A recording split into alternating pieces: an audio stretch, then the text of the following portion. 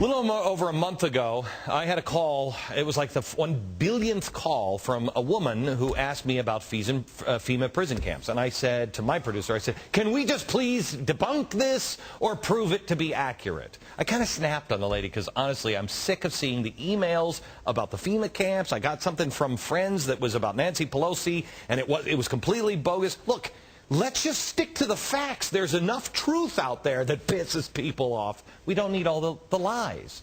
The basic idea is that FEMA is setting up evil concentration camps to be used against U.S. citizens. Now, along with the 9/11 truthers, this is one of the most pervasive conspiracy theories on the internet because it comes with supposed video. There is the video proof right there. That video now has had well over 1 million views on YouTube.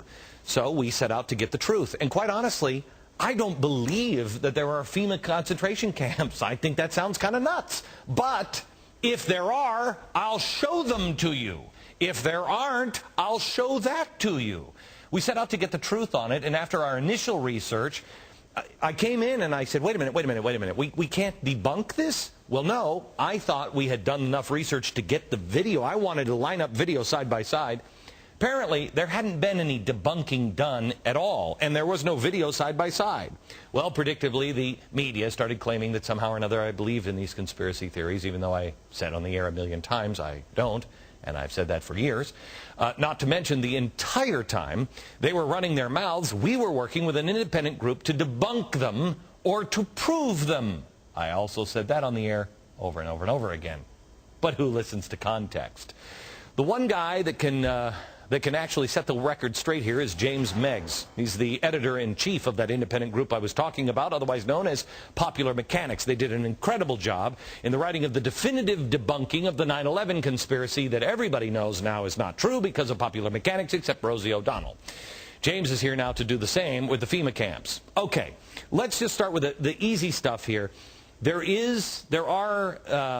just want to collapse this as quickly as possible. There are things that, yes, FEMA has a right to have camps and they could do things to help people. And if you wanted to go down the crazy road of, but they could be turned into, they actually could be. But there's like 1 million other steps that have to happen. That's correct. And what we did was we looked into these claims. You know, you can't go and visit every one of the 600 sites that some of these conspiracy theorists claim. So we started looking at the ones that are most popular on the internet. Okay, and let's show the video. First, show me the video that is on the internet. This is one of the so-called concentration camps, or this one's actually, go ahead, show it, I guess a death camp. Do we have it? Okay, we don't have it yet. I can't keep going because this is kind of built around the video. That was the reason why we waited. There it is. This small building is the only way into a particular fenced area. Inside this building, we see more of the motion-activated detectors, electronic turnstiles. Okay, there's no sound. How come I'm hearing the sound here, Frank? Okay, this is something where they're showing a so-called concentration camp. These are turnstiles. This is in a secure behind the fence. I don't know how they got this video when it was behind the fence, but they went in and got this video. You recognize this, or you searched for it, right? And what did you find? Well, it's not very hard to find. Like so many of these things, the truth is actually fairly evident. This is an Amtrak repair facility in Beech Grove, Indiana. The woman who made this video initially claims that it's some kind of American Auschwitz, and they've outfitted buildings with gas, and they've got these strange turnstiles. In fact, it is a repair facility. We set a crew there the other day, and we got footage. Is this your video? Inside. Yes. So initially, they had some old buildings that were boarded up that have since been knocked down. But we also went inside the other buildings, and sure enough, what did we find? They're repairing trains in there. Well, trains, I believe Auschwitz had trains. I'm just saying, Jim. Well, once you go down that road, you can't really, if somebody's wants to be convinced of that, you can't really debunk that. Do we have the video with audio? Because if we don't, I don't really care. The video with the audio about the boarded up buildings with the gas chambers. Do you have that? In yet another fenced area, we see a large warehouse building at the end, with the electronic turnstiles in front of it. Okay.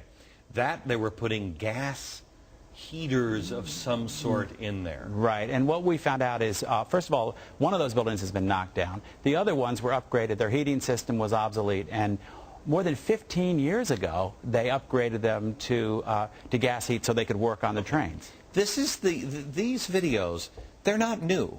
Everybody's saying, oh, this is an Obama thing. I thought this was a Bush thing because of Halliburton and everything else, but that's not even true. No, this video actually dates from about 1995. But like so many of these conspiracy theories, it gets recut and re-edited and circulated around the internet. So some people who are looking at it have no idea what the original source was. Okay, so the turnstiles are there for, they were there, they're not there anymore? Right, the turnstiles were just ordinary subway turnstiles that would be familiar to anyone who's ridden the subways in New York. And they were used just to clock in and out their employees. Now they've replaced them with small kiosks that have time clocks. Who is the woman voicing this? Her name's Linda Thompson, and back in the 90s, she was one of the leaders of the so-called militia movement, and she made a number of videos. Wait, this is the militia movement that what's his name, Timothy McVeigh was involved with? That's right. Yes. Okay. And not to necessarily tie her to that, and yet at one point, even many of her fellow people in the militia movement started to move away from her a little bit when she recommended that some of her followers should march on Washington and start executing senators. So, you know, so she was too extreme for militia members.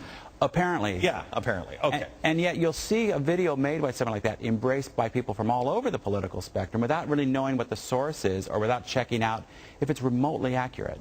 Okay, one last question. I want to show you, take a look at this picture. Can you put this picture up, please? This is another one, and we're going to have you back tomorrow and just answer yes or no. Is this is what they claim, this is a concentration camp? Yes, it is. It is. Are there atrocities going on in that camp? There's every reason to believe there is. Is this a government-run concentration camp where atrocities, every reason to believe atrocities are going on? Yes. Now, tomorrow...